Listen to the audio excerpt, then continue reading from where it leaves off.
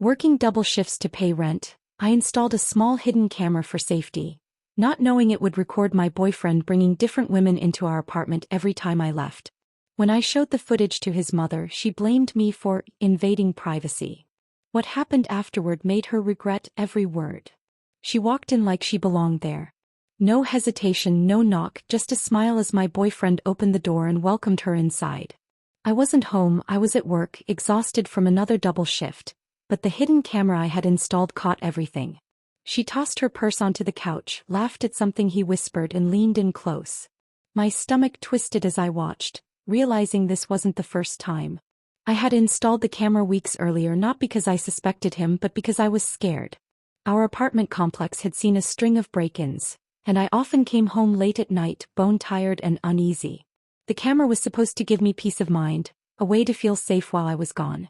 I never imagined it would uncover something far worse than a stranger at the door. The first time I checked the footage, I expected nothing.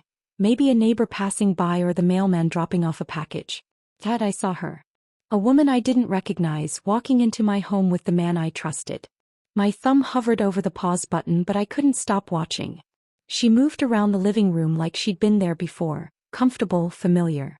I didn't confront him right away. I told myself it could be a misunderstanding. Maybe she was a friend. Maybe I was overthinking. But deep down I knew. So I kept watching.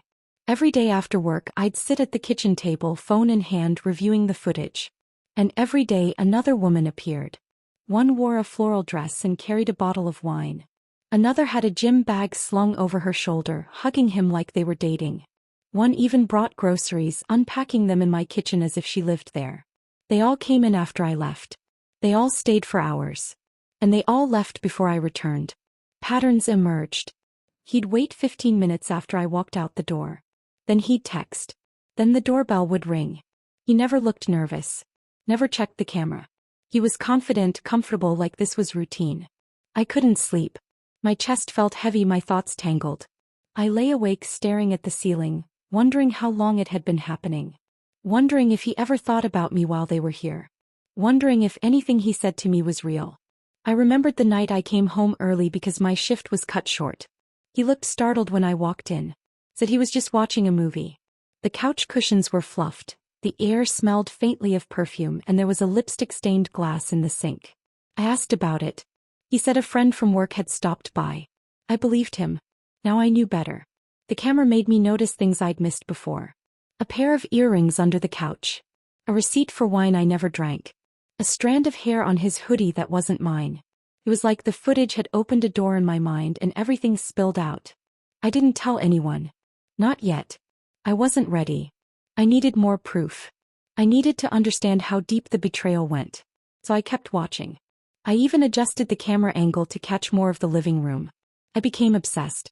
Every clip felt like a knife, but I couldn't stop. One night I saw him with a woman who looked barely out of college. She wore a university sweatshirt and carried a backpack. He kissed her on the forehead. She curled up on the couch with him. They watched a movie. He made popcorn. It was domestic. Intimate. Familiar. I cried quietly that night, my pillow damp with tears. I didn't confront him. I didn't scream. I just lay there wondering how someone could lie so easily. How he could look me in the eye every morning and say, "Love you," before I left for work. The next morning he asked if I wanted pancakes. I nodded. He smiled. I watched him flip them in the pan, humming to himself. I wondered if he'd made breakfast for her too. I wondered if she sat in the same chair, used the same syrup, laughed at the same jokes. I started writing everything down. Dates, times, descriptions. I made a list. It felt clinical, detached, like I was building a case. I didn't know what I'd do with it, but it gave me control. It made me feel less helpless. One afternoon I saw him with a woman I recognized. She worked at the pharmacy down the street. I'd seen her before, smiled at her, even chatted once about allergy meds. She walked into my apartment like she belonged. My stomach turned. That was the moment I knew I couldn't stay silent. It wasn't just betrayal, it was humiliation. He wasn't just cheating. He was parading it through my life, through my neighborhood, through my routine. I stared at the footage for hours. My finger hovered over the delete button. Part of me wanted to erase it all, pretend I never saw it. But another part, the stronger part, knew I had to act. I couldn't let him keep doing this. Not in my home. Not in my life. I didn't know what I'd say. I didn't know how he'd react. But I knew the camera had shown me the truth. And once you see the truth, you can't unsee it. I couldn't unsee the footage. My hands trembled as I held my phone, the screen glowing with proof of betrayal. I knew I couldn't keep it to myself any longer. That evening, when he came home whistling like nothing was wrong, I sat on the couch waiting. The room was dim, the only light coming from the lamp beside me. He tossed his keys on the counter and smiled. "You're up late," he said casually. I didn't answer. Instead, I unlocked my phone and pressed play. The video filled the silence. Him opening the door, her walking in, their laughter echoing through my living room. His smile faltered. He glanced at the screen, then at me, and chuckled nervously. "You're watching that? Come on, it's not what you think." My voice was steady, colder than I expected. "Not what I think. He kissed you. She walked into my home like she lived here." He shrugged, leaning against the counter. "They're just friends. You're overreacting. You always do this." I stood, my heart pounding. Friends don't act like that. Friends don't sneak in after I leave for work. Do you think I'm blind? He laughed again, louder this time, as if mocking me. "You're paranoid. You put a camera in the house. That's insane. Who does that?" I clenched my fists, the phone shaking in my hand. "I did it for safety. Not for this. But now I know the truth." He waved his hand dismissively. "You're making drama out of nothing.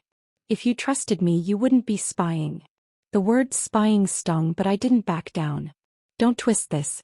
You betrayed me. And I have proof." His face hardened. "Delete it. No one needs to see that." I stared at him, stunned by his arrogance. "You think I'll protect you? After everything? No. I'm done protecting lies." That night I couldn't sleep. His laughter echoed in my head, his dismissive tone replaying over and over. I needed someone to hear me, someone who would understand. So the next morning I called his mother. She answered cheerfully, her voice warm. "Sweetheart, how are you?" I hesitated, then said, "I need to talk to you. It's about your son." We met at her house later that day. She poured tea, smiling as if nothing was wrong. I placed my phone on the table, sliding it toward her. "I need you to see this." She frowned, adjusting her glasses. "What is it?" I pressed play. The footage rolled. Her son opening the door, another woman stepping inside, their laughter filling the room. I watched her expression shift, but not in the way I expected. Instead of shock or sadness, her lips tightened. She pushed the phone back toward me. "This is wrong," she said firmly. I blinked. "Wrong? You saw it. He's cheating." She shook her head. "No, what's wrong is you putting a camera in the house. That's invading privacy. You shouldn't have done that." My chest tightened. Invading privacy? He's bringing women into my home. How is that not wrong? Her tone grew sharper. "You're manipulating him. Recording him without his knowledge? That's controlling. You're making him look bad." I stared at her, disbelief flooding me. Making him look bad? He did this. Not me. I didn't ask strangers to walk into my apartment. She crossed her arms, her voice cold. "You're exaggerating. He told me you've always been suspicious. Maybe you're imagining things." The words cut deep. I felt my throat tighten, my hands trembling. Imagining things? He just saw it. You saw him with her. She stood, her face stern. "I won't listen to this. He's my son. He's a good man.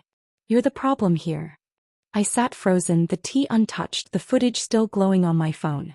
Her judgment pressed down on me like a weight. I had come to her for support, for understanding, but instead she turned the blame on me. As I left her house, the cool air hit my face and something inside me shifted. Her words didn't silence me, they fueled me. If she refused to see the truth, then I would show it to everyone else. That evening I gathered the clips. I organized them by date, each one labeled, each one undeniable. My hands shook, but my resolve grew stronger. I sent the footage to a close friend first.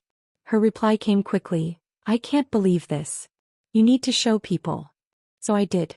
I shared it with neighbors who had seen him around. I sent it to coworkers who had asked about us. I even forwarded it to his colleagues, people who respected him, people who thought he was trustworthy. The reactions were immediate. But bigger. Disbelief. Messages poured in. Some offering support, others expressing outrage. The truth spread like wildfire, and for the first time I felt a sense of control. He stormed into the apartment that night, his face red. "What did you do?" he shouted. I stood calmly, phone in hand.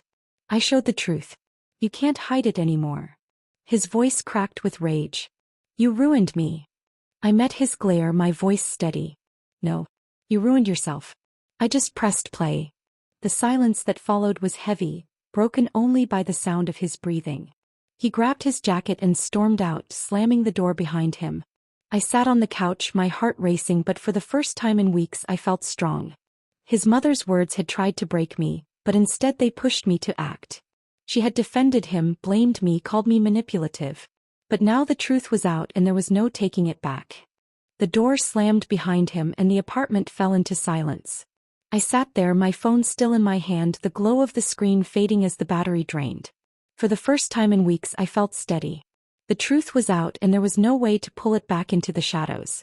It didn't take long for the footage to spread. Friends who had seen it whispered to others. Neighbors shared it in hushed tones, and soon the story traveled faster than I could keep track. At the grocery store I overheard two women talking near the produce aisle. "Did you hear about him?" one asked, her voice low but sharp. "She caught everything on camera." The other shook her head, muttering, "And his mother defended him." Can you believe that? Everywhere I went the air felt charged.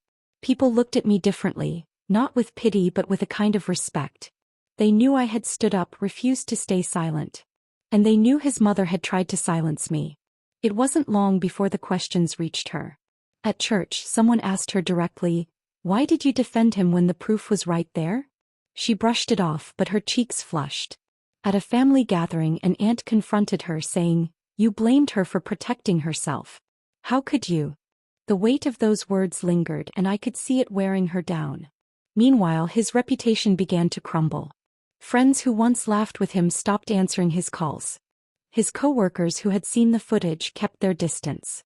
Even his boss pulled him aside, warning that his behavior was reflecting poorly on the company. He tried to act unfazed, but I could see the cracks forming. The confidence he once carried was gone, replaced by frustration and isolation. One evening I walked past a cafe where he used to spend time with friends. He sat alone at a corner table, staring at his phone, his shoulders slumped. No one joined him. No one waved. The social circle he had relied on had turned cold. And then his mother came to me. It was a Sunday afternoon, the sky heavy with clouds. I heard a knock at my door and opened it to find her standing there, her posture stiff, her eyes softer than I'd ever seen. She held her purse tightly as if it were a shield. "Can we talk?" she asked quietly. I hesitated, then stepped aside.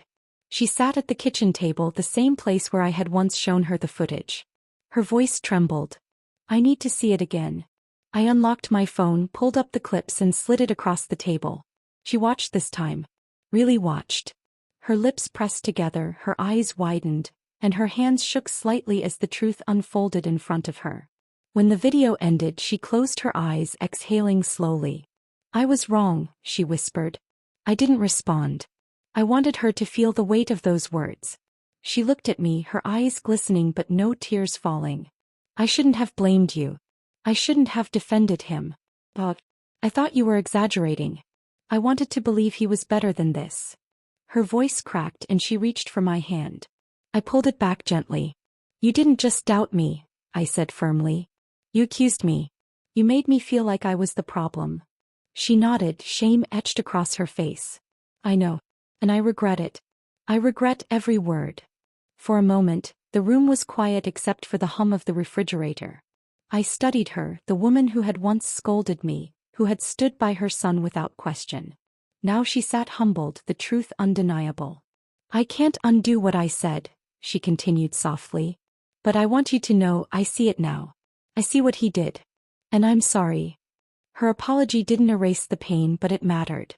It was proof that even those who refused to see the truth eventually had to face it. In the weeks that followed, the fallout deepened.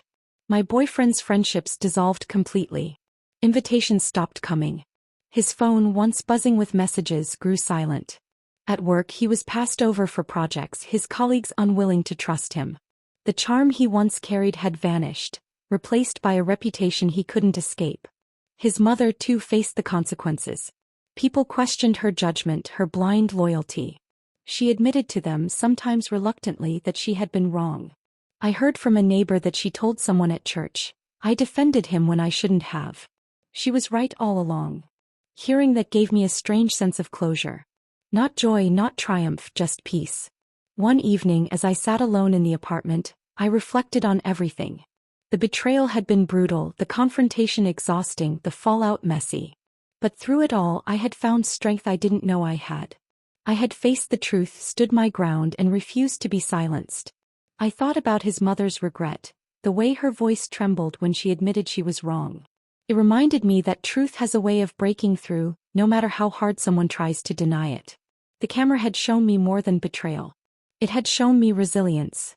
It had shown me that even in the darkest moments, standing up for myself mattered. And as I closed my eyes that night, I felt lighter. The chaos had left scars, but it had also left me stronger. Betrayal had tried to break me, but honesty had rebuilt me. And watching her regret every word reminded me of something I would never forget. The truth always finds its way.